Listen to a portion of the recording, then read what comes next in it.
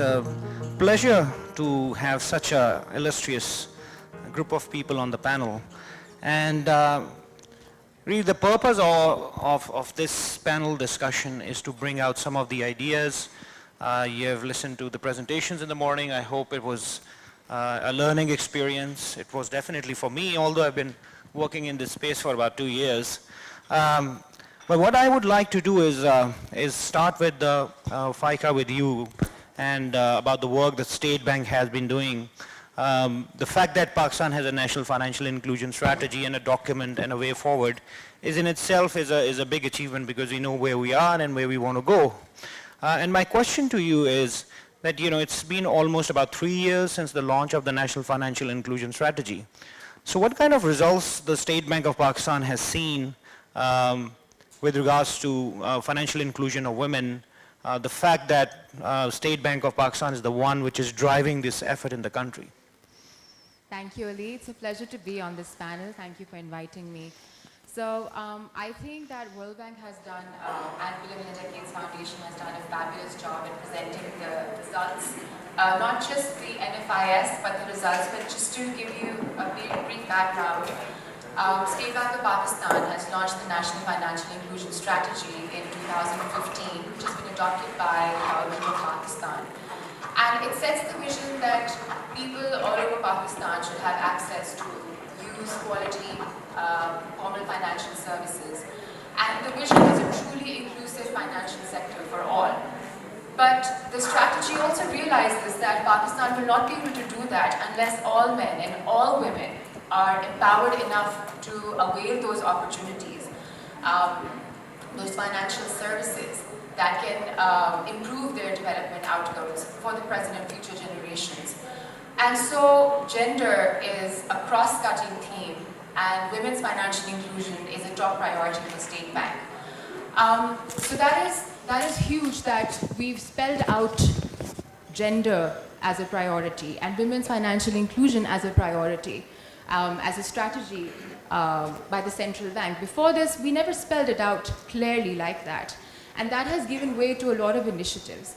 Now, just a brief background of when we launched the financial inclusion strategy, we did a survey, the Access to Finance survey, which has been talked about in great detail. And I'll just to recap, I'll share some data as well again. When we did the survey in 2015, we found out that only 16% of adults have access to a formal banking account. And when we deep dive into the gender data, we see that only 11% of women have a bank account, while at least 21% of men have a bank account. If we look at the data that we had for 2008, we do see some improvement on the gender front. However, clearly a gender divide exists. So we're really sure that to improve financial inclusion, we have to really deliberately consider women's specific financial exclusion and come up with initiatives and recommendations that are targeting it. So, because the NFIS is cognizant of it, we've launched some initiatives. Honestly, the first year, we've just realized starkly that there's no gender data available. So for, I think, a year and a half, we were just struggling on, okay, where do we start from here? Where do we get the data? So we had some A2FS data, and World Bank's team was kind enough to do a lot of extrapolation from it, deep dive into it. And the report that they presented today has been really, really helpful, not just for us, but I think going forward it will be helpful to the industry as well. This sort of data is really important, like you mentioned, not specifically for policy recommendations per se, but to talk about it, but to have informed discussions about it. We still are trying to gather more data. Demand side, the actual results of the financial inclusion initiatives will be gauged through another demand-side survey that will happen at the end of around 2020. But we are doing some supply-side data deep diving. which are again one-off exercises, and we don't have a lot of reference points for it. So we do need a little bit more time to really comment on it. But the initiatives that we're taking, that we're launching, that we're a part of since we've launched the strategy, I think they deserve a special mention. For example, we've just launched the Refinance and Credit Guarantee Scheme for women entrepreneurs, which is a testament to the fact that the central bank really wants to encourage the flow of funds to women entrepreneurs in Pakistan. And it also earmarks at least 20% of the funds for Balochistan, women entrepreneurs of Balochistan. Similarly, we're also having really frank and candid conversations with the industry practitioners, and not just with the CEO level bankers, but with mid-level tiered managers, to really understand what sort of issues do they face which are becoming an obstacle in women's financial inclusion. And I see a lot of faces here which have been a part of those discussions. They have really helped the central bank understand in terms of what sort of organic policy recommendations can we come up with. Because you have to understand that the Central Bank of Pakistan does not follow a mandated, targeted regime. It's really easy to just wake up one day and say, okay, from now onwards, you have to make sure that you have 30% women accounts. We know that that's not going to be sustainable. So we're really understanding the industry, understanding demand-side issues, and also taking a look at our own policies to come up with a strategy that is more cohesive. Great, thank you. So one of the questions you mentioned, the credit guarantee facility, which is offered as a risk guarantee offered in case the bank finance women-led businesses, women-owned businesses.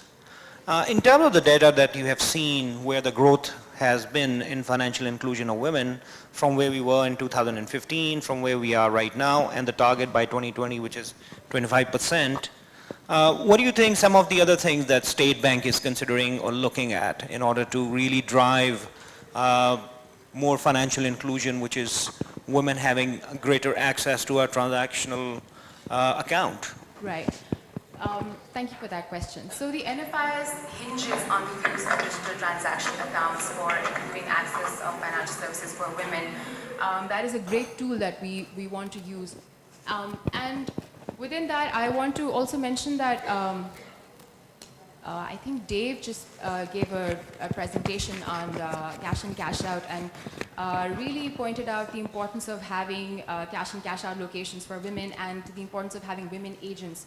So we understand that as well. We think that having more women in the supply side of DFS not only breeds familiarity of these services for women, but also creates a chance for more financial and technical literacy. If you have a woman, like a neighborhood woman agent, she can be like an agent of change for the women in that community. So we understand that, and though we really highlight that in our branchless banking newsletters, which we publish every quarter, we do highlight the importance of women agents to improve the gender ratio. But we didn't see a lot of progress on that front. So just last year, we ourselves completed a pilot study with Telenor, in which we they helped us identify, I think, around 100 women microfinance clients who were willing and able to become agents. And we tracked their progress over 6 to 8 months. And the objective was just to have qualitative, not more quantitative, but qualitative insights into understanding what are the challenges that a woman agent can face. Is this a feasible thing? How can the insights from the study help the industry? And although, yes, there are social norms, and which led to, I think, almost more than half of the women, 45% of the women stayed as agents towards the end of the study. The rest, due to one reason or the other, mostly stemming from social norms, the fact that her husband didn't want her to continue it because she was interacting with more men, a lot of other men during the course of her work, so on and so forth.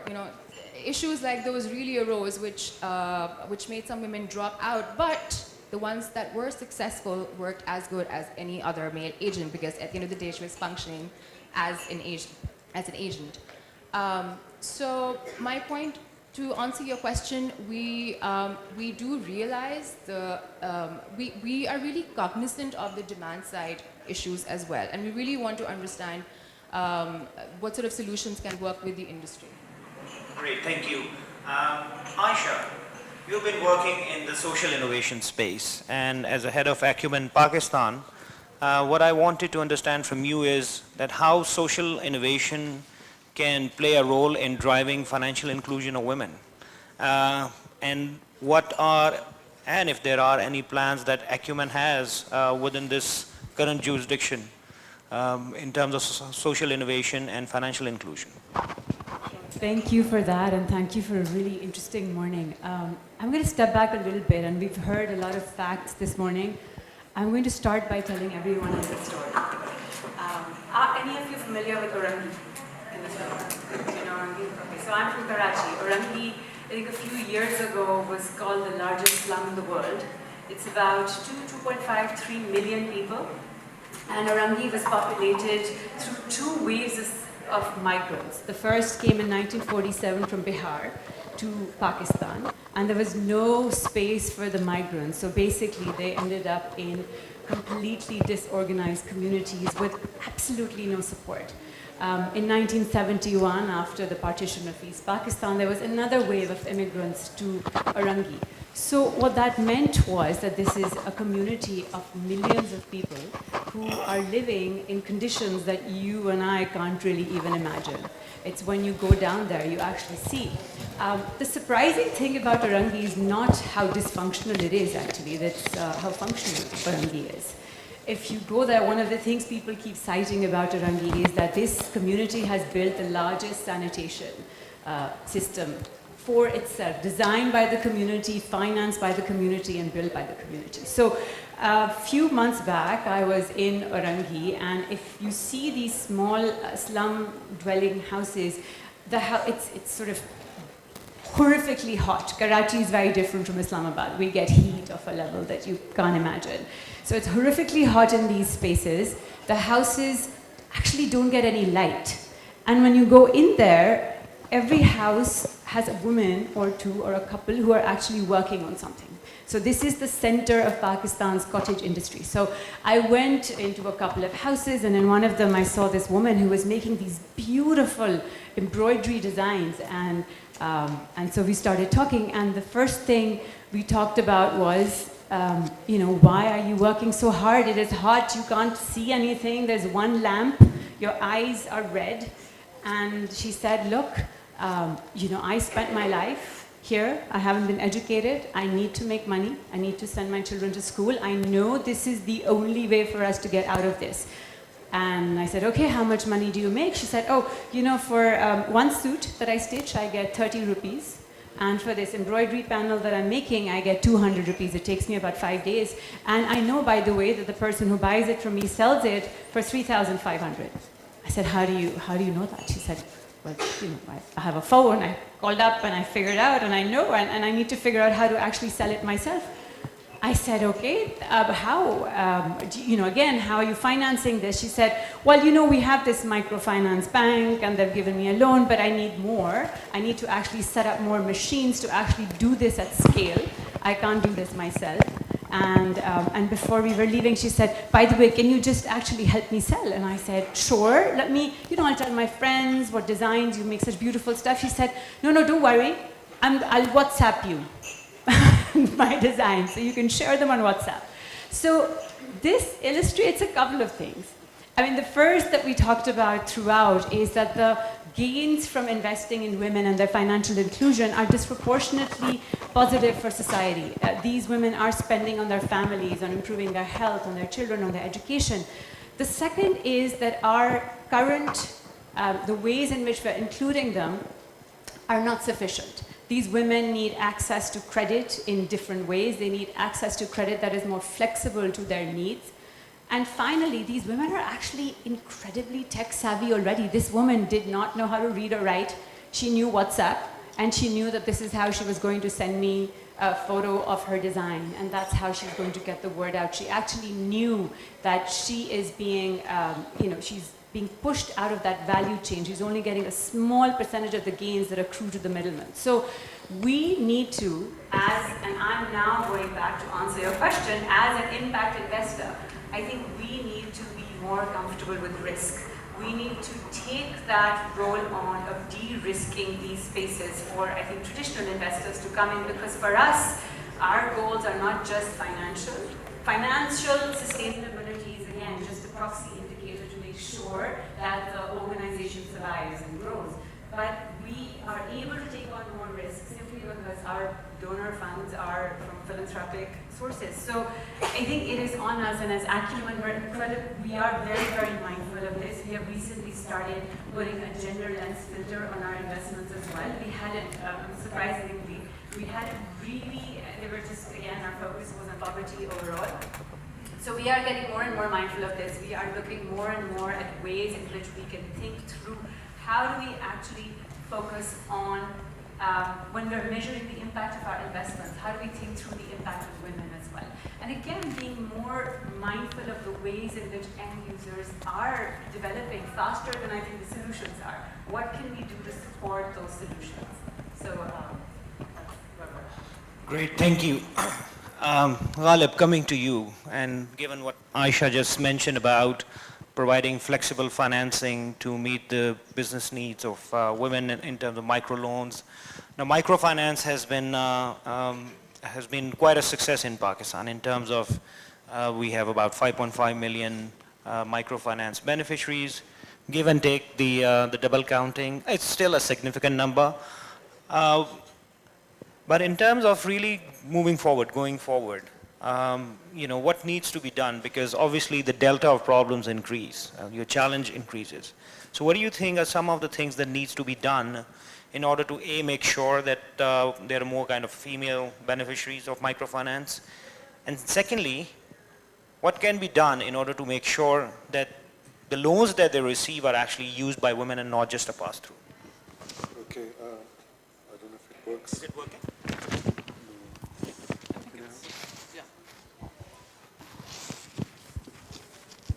Yeah, this is better. Okay, thank you very much for this opportunity to be here.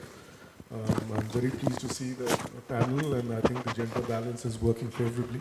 So I'm happy to be here. I think the point about having convenience and flexible product is very valid from Aisha. And I think the banks are trying to provide that service to these clients as we grow within the microfinance sector. I have a few comments on a larger context which you referred to. First of all, I think I see this more as a challenge of inclusion itself. Pakistan, the rate of inclusion in Pakistan is overall very low. And if that goes up, that automatically will have outcomes for women, inclusion into the financial sector. So I think the push, the larger push, notwithstanding all the targeted interventions, they're great, they're welcome, but the inclusion itself must go up. And I think that is a fundamental shift which needs to take place. So basically what I'm saying is making a case for the NFIS strategy of the central bank, which needs to be strengthened and pushed further so that the overall inclusion goes up into the economy. And if that goes up, I think it will automatically, women will be part of that. We certainly cannot exclude women, given they're half the population. One estimate they're 40% of the global workforce. So without taking them into the economic cycle, I think we are really stunting the growth opportunities for any setting or a country. The second point I wish to make is really about what I call the potential clusters of business opportunity in the context of women. I think we need to focus more on them. I think you mentioned one of them in the earlier presentation was G2P payments or the BISP program.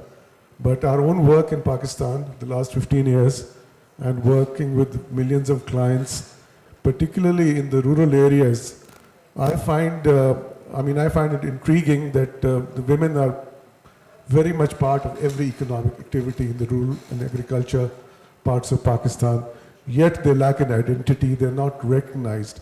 So why is that so? So being one of the major lenders to agriculture, that is something we are focusing on to get a more pronounced role for women in the rural agriculture markets of Pakistan. And there I see an opportunity and possibly a quick win.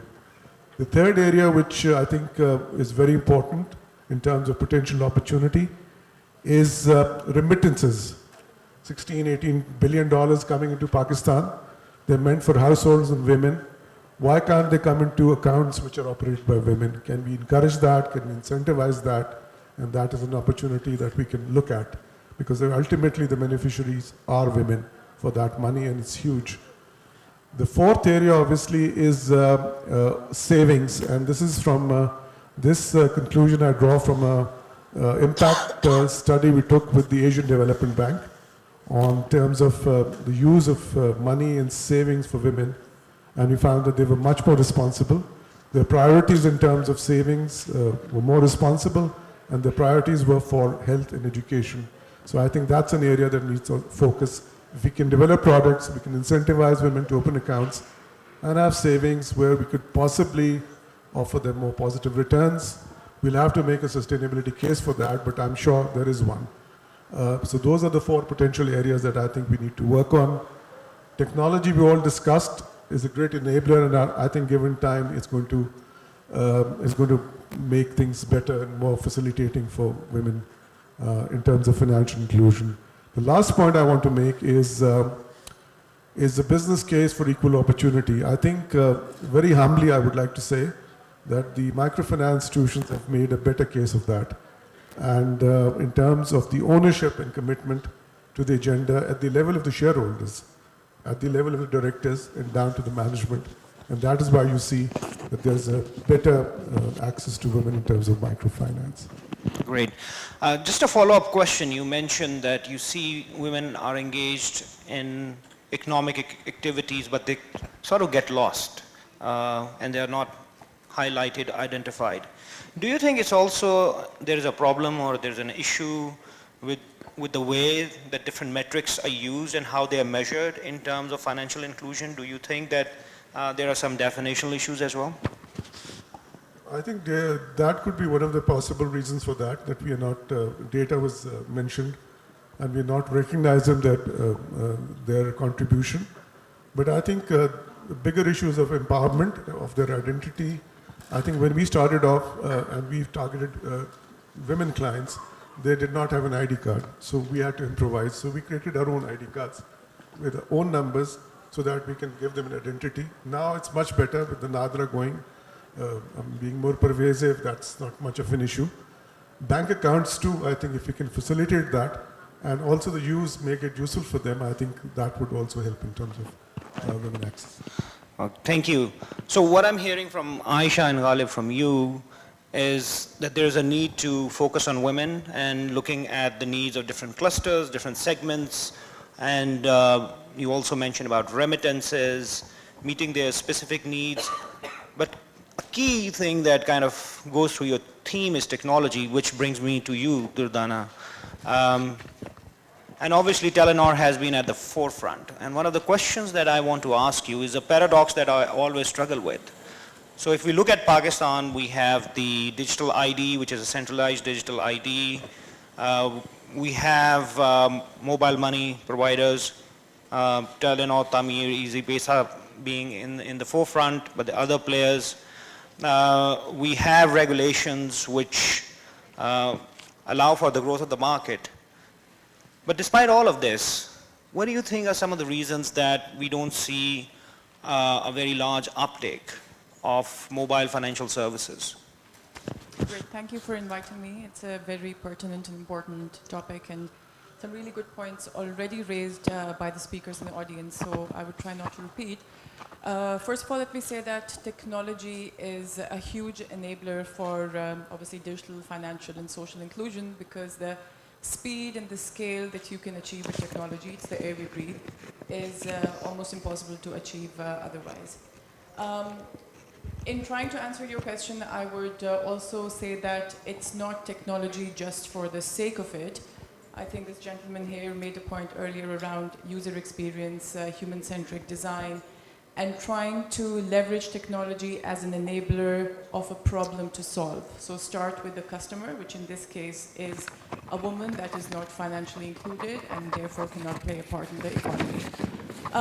I think one of the reasons why technology hasn't succeeded as much in empowering women in Pakistan through financial and social inclusion, there are many reasons, including the ones that were mentioned in the audience, the power dynamics, very deep-rooted social and cultural biases and prejudices. But also, this whole idea of human-centric design and user experience is relatively new. In trying to solve problems, I think what companies like ourselves and other partners who are trying to leverage technology to solve a problem is to really figure out how that technology can be relevant to the end customer. And I will give you an example from our mobile agriculture portfolio, which is our flagship portfolio. And there, instead of trying to build apps for iPhones or Android phones, because the farmers aren't going to really be able to use them, these are smallholder farmers who are not necessarily literate, are not necessarily averse, that comfortable with technology. We are providing solutions based on an audio platform and feature phone based. And what that has helped us achieve is reach and scale through our tech-enabled platform, but in a form factor that the end user is comfortable with today, but over time is perhaps going to become an Android or a low-end smartphone user. So I think the relevance of designing your solutions to meet the existing state of where an end user is today is really important. And we have achieved 5 million monthly active users on our flagship product, which is called Khushal Zamindar. Related to that, we branched out to women as well. And there, the social and the economic and the social and the cultural norms and the prejudices really emerged as a hindrance. So there was a data point here which I'd be curious to qualify around women handset ownership in Pakistan.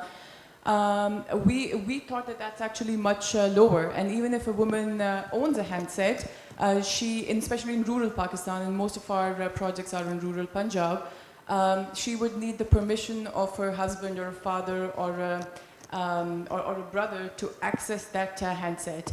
And there are certain times in a day where she is allowed to listen in to all the information we're providing about crop productivity and weather and feminine and childcare knowledge. So in summary, the reason why I think the problem has not been solved fully is both demand and supply. The demand side is definitely inhibited by all the factors that we've already spoken about today. But even on the supply side, how many women do we have in technology globally, and then let alone Pakistan, right? So you need women at the top. It was mentioned in board levels, in C levels, but in technology to prioritize which problems to solve, and then to use empathy and design thinking to solve their problems through tech-enabled solutions. All right, great, thank you. Thank you. Now, you mentioned some of the work that Telenor is doing in terms of the ag application and the platform, which is a feature phone on audio. In terms of really driving the uptake of mobile wallets, what are some of the new things that Telenor is doing? I understand there is some work being done around remittances. So if you would like to share some of the things that are planned or we should look forward to in future. So one of the things you might have read in the press is our signing of a deal with Ant Financial, which is backed by Alibaba, and the thinking there was that they are experts in the field and in the brain power and the technological really brain power that they can bring to it to really achieve that scale. Is going to touch not just the e-wallet part of it, but I think the entire financial inclusion segment.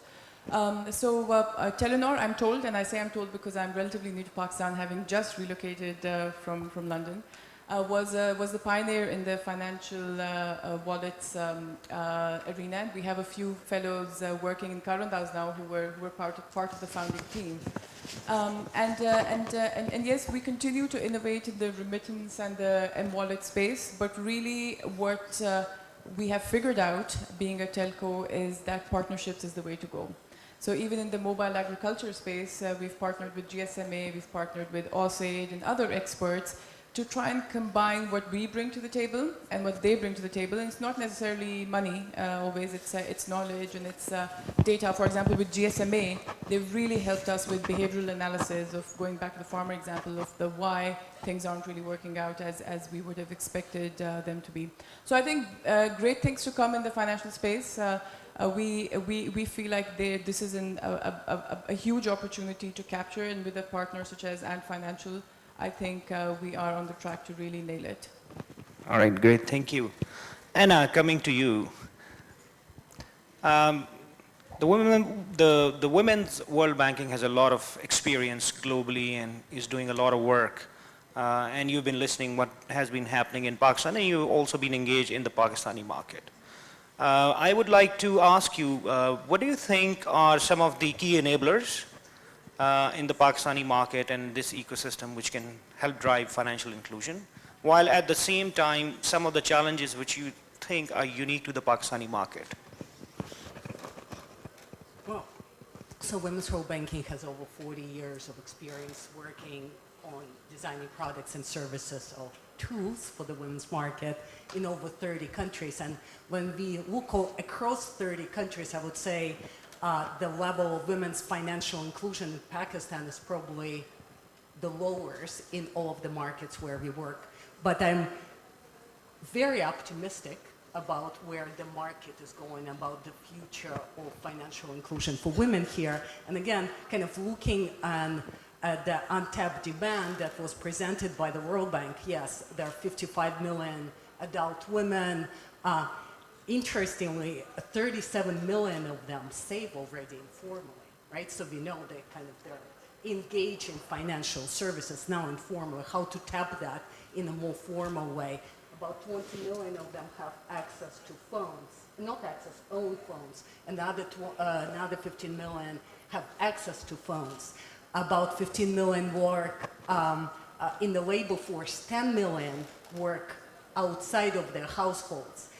Well, kind of the most encouraging fact, if you look at kind of the social trends, they're talking, I mean, low literacy rates or low education rates for women are one of their key barriers for them to access financial services. Here, if you look at kind of the age bracket of 18 to 24, the literacy is 67% versus 43% for kind of older women. It's 79% literacy rate for women who own phones. So that kind of, when you start looking at all those trends, positive trends, and how they're changing from year to year, we feel very encouraged. What we also, I think we've discussed a lot of kind of cited lots of statistics, discussed a lot of important factors that enable financial inclusion. What we have not discussed is kind of one of the bigger questions that we ask ourselves, and I think a lot of our peers, is there a business case for serving the women's market? And that, you know, and there's something that we thought was the truth, but now we're seeing more and more that might be a kind of more of a myth. It's that women, you know, there are lots of very important social kind of impact, but in terms of kind of the way women transact in small amounts, more frequently, does it make sense for the private sector to address that market? And what we are seeing here, and what we are seeing from some of the data points and kind of case studies in other markets now, they're working here with Just Cash and helping them increase their footprint in the women's market.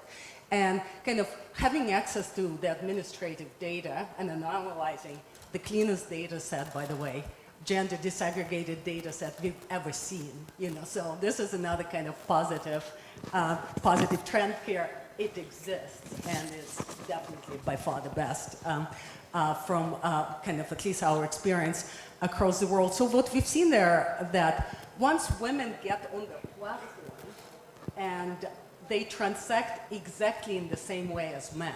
So we are not arguing, and we don't want, women's for banking does not make the case that women are better clients for financial services. The case that we are trying to make is that women are as good as clients as men. And what we are seeing here in Pakistan, looking at the at the experience of JazzCash, is that they transact exactly the same. They use exactly the same services with the same frequency, with the same amount. So it's the behavior is identical, and that's how we're building the business case for this sector. I'm happy to share the data. Another kind of positive,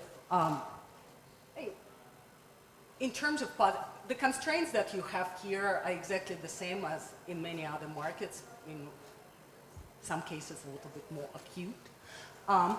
Due to social norms, but in terms of some of the regulatory events, in terms of kind of creating the environment to minimize the barriers for women to access account, being able to leverage the ID database, not present in many countries, being able to open accounts in the field, being able to administer doorstep banking, being able to we talked a lot about the agent network, and there are lots of challenges, of course, with further development, activation of the agent network, but compared to other markets, almost 400,000 TILs, for a market, and I work a lot in Indonesia where that amount is half, and I'm not even talking about active accounts. So there are lots of positive trends on the regulatory side, and I'm very encouraged really by the initiative of the private sector. They're also working with on a joint project between JazzCash and Unilever, where JazzCash is leveraging the network of Unilever female retailers, and where we're seeing much more than just a research engagement through projects that women agents sell to more women than men. So they're making that case, and again, this is something that's becoming visible to two very large corporations with resources that they're willing to allocate toward expanding that much beyond the pilot.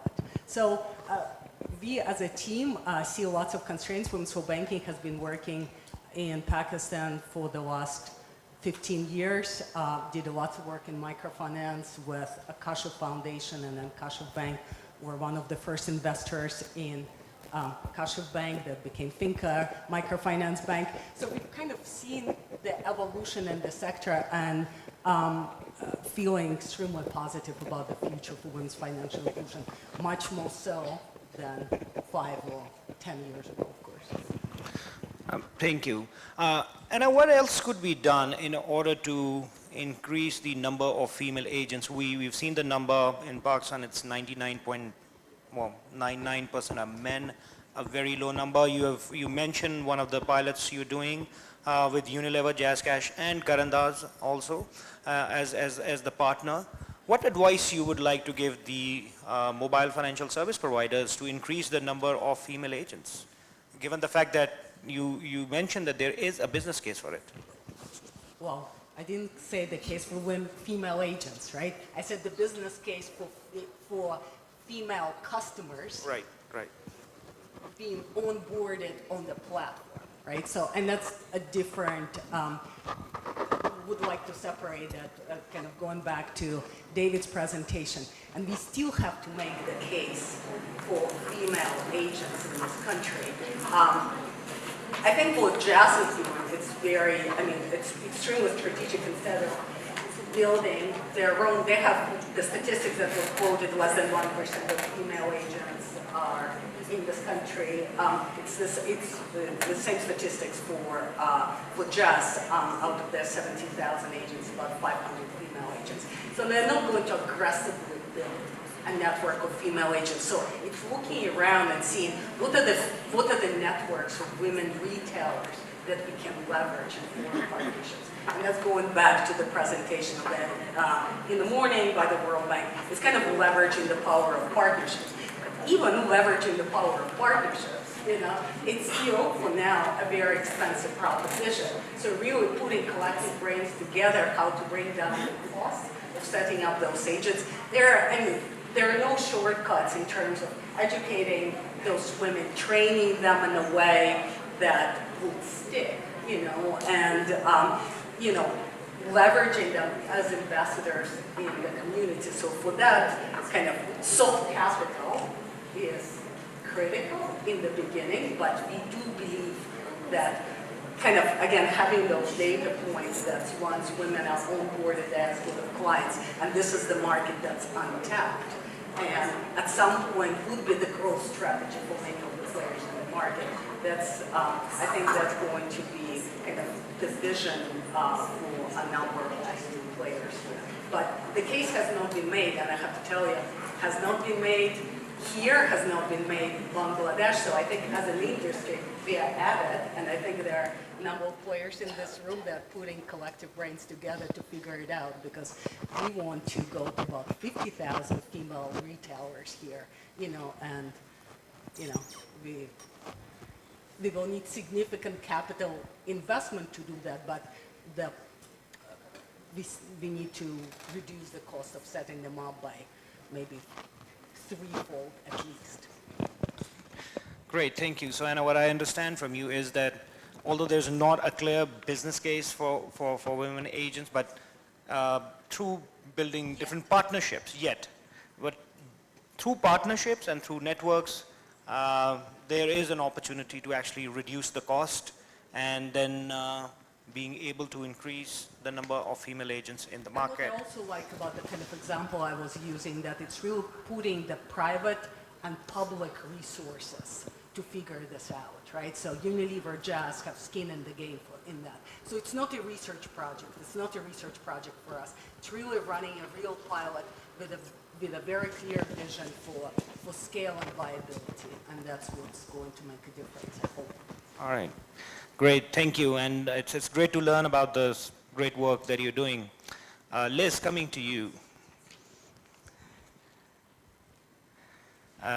So it was great to learn about the strategy that the foundation has, and then we went into a further deep dive into digital financial inclusion of women and the work that is being done around that the foundation is doing in that area.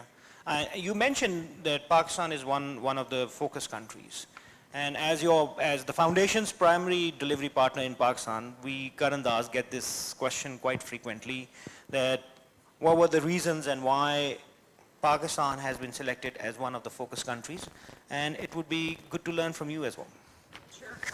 I will keep my comments short. I realize I'm in between you all and lunch, so I'll be brief. But we picked our focus countries for the new digital strategy back in 2012.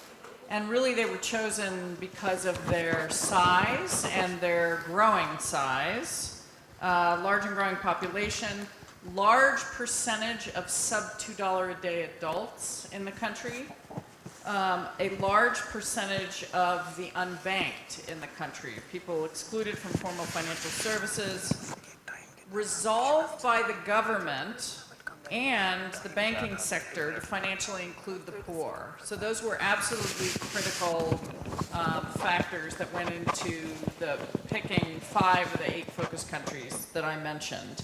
And the last one was relatively high mobile network penetration with growing mobile ownership by both men and women. So really, when we put those factors together, Pakistan ranked pretty high in terms of potential for digital financial inclusion. And so we're pretty excited to be here today, and we picked actually Pakistan to continue working on our women's economic empowerment work because frankly, you had already started on it. And there was a lot of promising things to be done in the National Savings Program, in the BISC program, in the Farmers Program. And so we're really excited now, essentially, to have picked Pakistan a second time. Great. Liz, now some of the work that has been done around financial inclusion, and especially in terms of women financial inclusion, and you mentioned, and I mentioned a while ago that, really kind of the way forward is these partnership where you have private sector working together and they having also a skin in the game. In your view, what needs to be done more by different set of stakeholders? What needs to be done more by private sector? What needs to be done more by foundations or development finance institutions? And what needs to be done more by governments? Sorry, In- what was the by the governments in order to increase financial inclusion of women? That's a good question.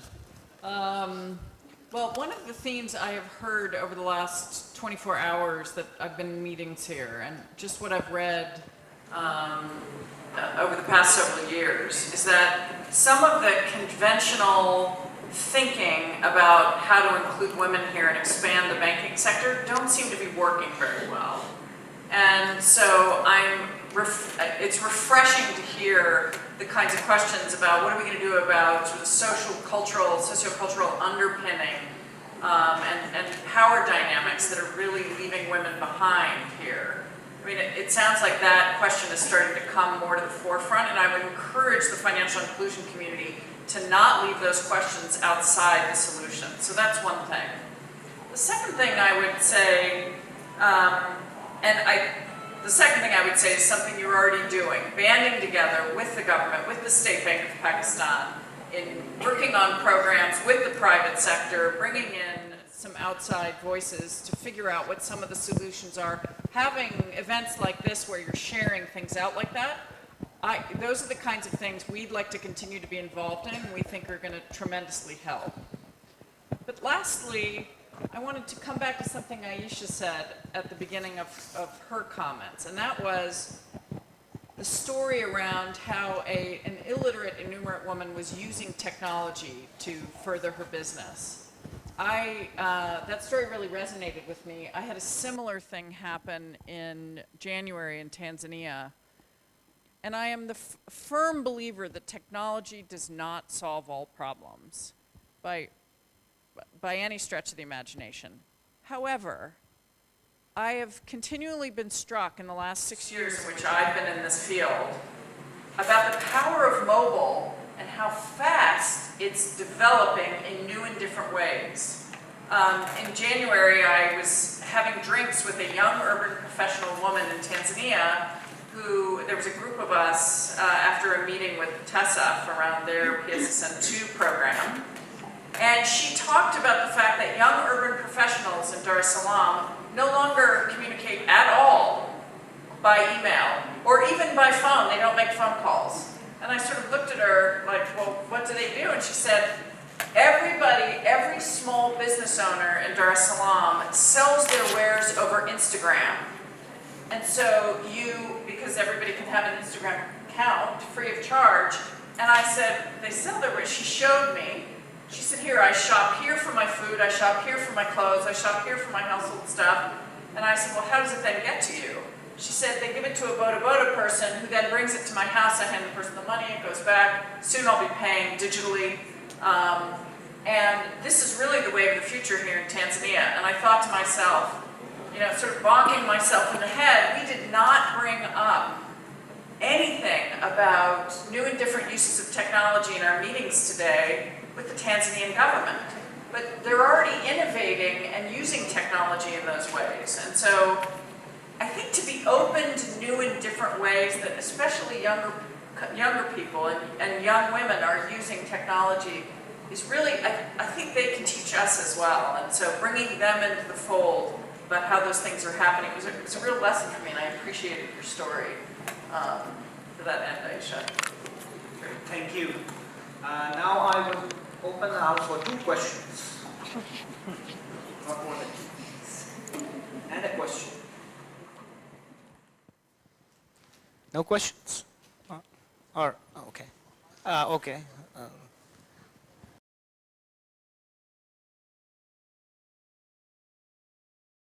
From the private sector. I was working within the small and medium enterprise space where we were creating financial solutions for the SMEs.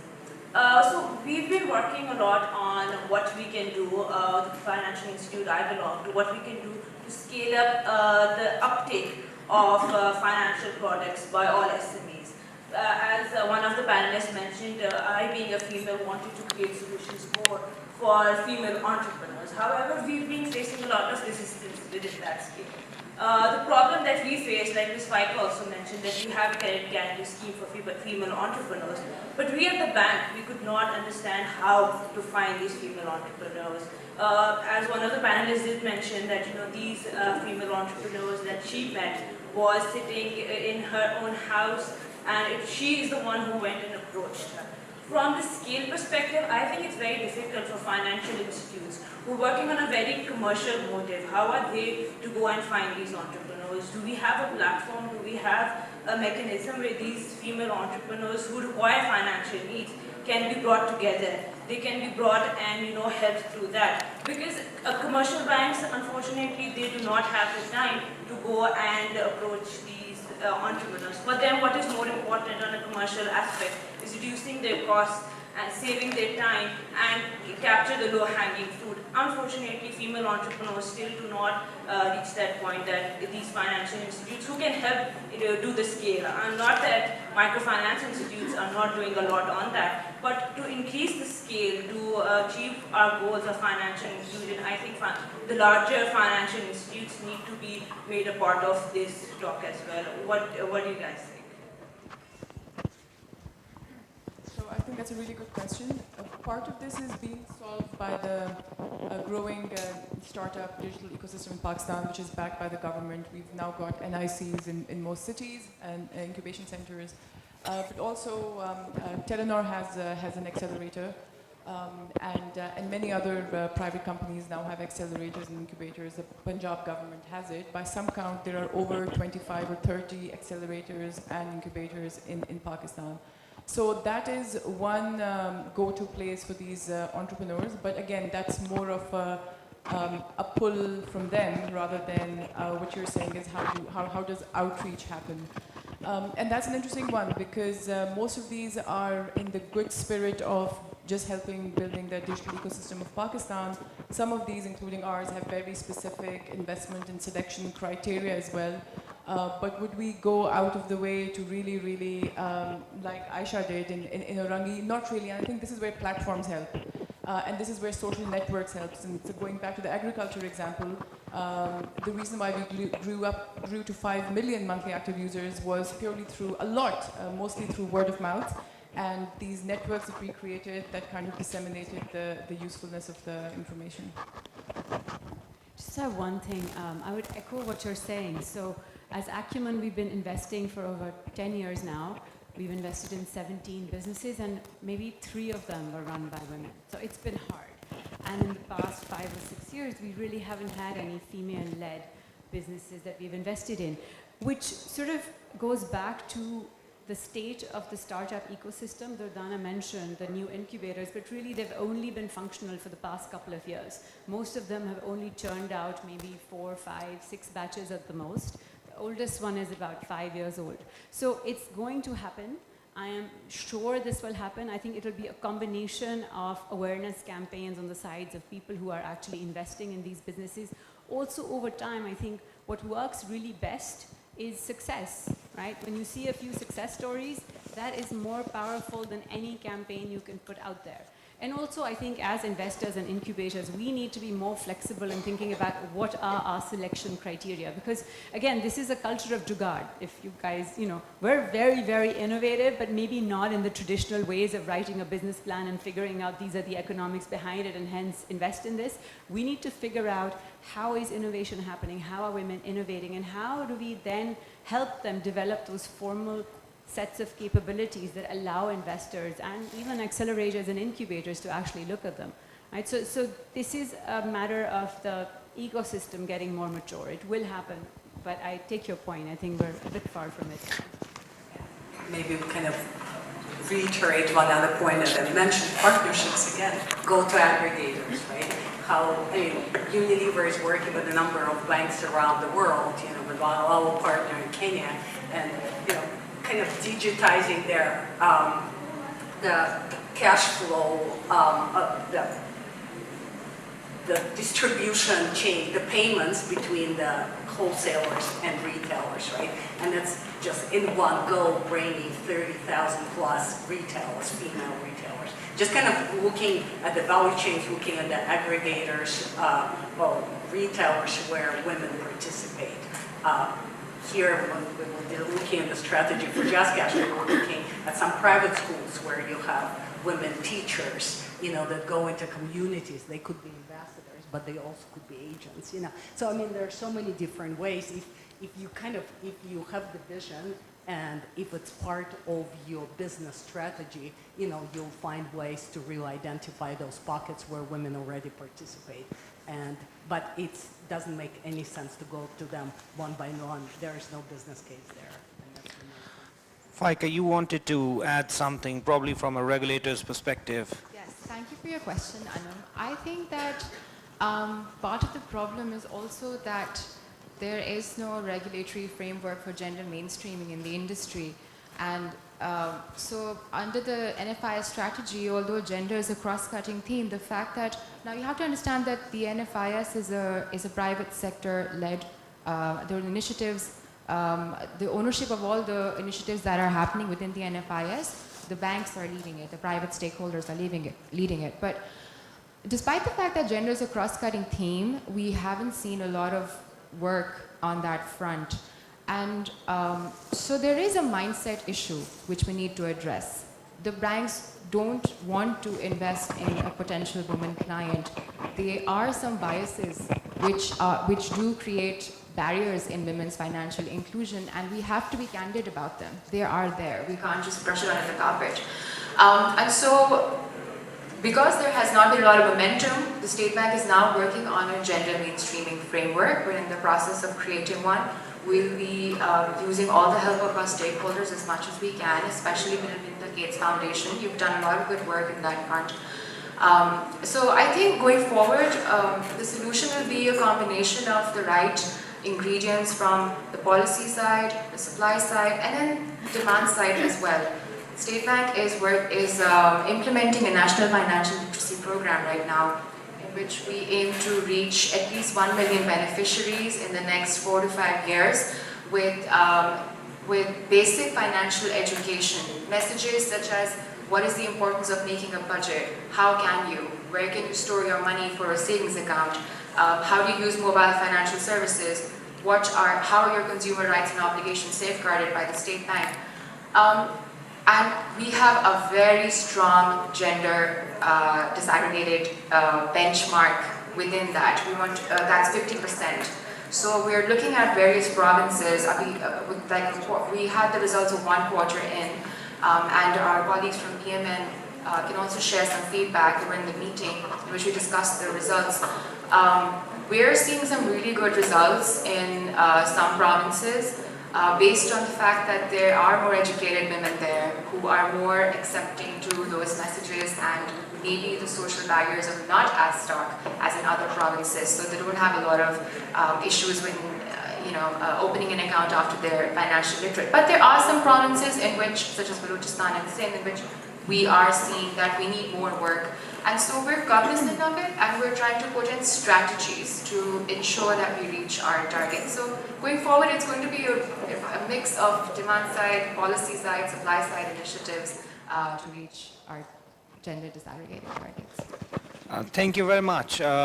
Now I would like to close this session by asking each of the participants one final message they would like to give out. So starting from you, Ghalib. More inclusion for everyone. I would say keep being optimistic. There's a lot of good indicators going on in this market, and so we would like to keep supporting you, and we would like to see continued enthusiasm for this topic, and I look forward to the work ahead with you. For me, it's leading by example. We are privileged to work with partners such as JazzCash that won the Gloma Award by GSMA for their commitment to the women's market. So I want to see more players really putting women at the core of their strategy, beyond microfinance. beyond microfinance, really kind of at the larger commercial scale, and that's when we'll move the needle. I just think the world is really changing. I think outside, when I was growing up as a child, we had Gordon Gekko on Wall Street saying greed is good. You had Milton Friedman, you had profit is the most important thing. And now earlier this year, we had Larry Fink, the CEO of BlackRock, managing $6.3 trillion in assets. By the way, Pakistan's GDP is 300 billion. So $6.3 trillion in assets, saying that business does not have an obligation only to make profit. It is actually, it is critical for business to cater to its stakeholders, to be socially responsible, to think of the community. And within that, I think the world is changing. So it's only a matter of time, I think, before we turn around a lot of these numbers, because there is no other way. It's not just, there are changes happening. Great message, and just building on that, I think partnerships is the way to go between public, private, government, and within private and public enterprise as well. Partnerships, absolutely. And I also think that this is something that we as individual actors of society can do a lot as well. You know, so look around you, see if you have any women working in your house around you. Encourage them to open an account. Tell them about how important it is to have an account, what sort of benefits they can accrue from it. And I think we should all play a part. Great, thank you very much. So the theme, I know some are impatient to go to their lunch.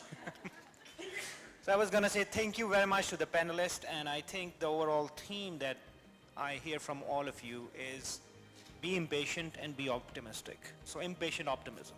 Thank you. Thank you very much.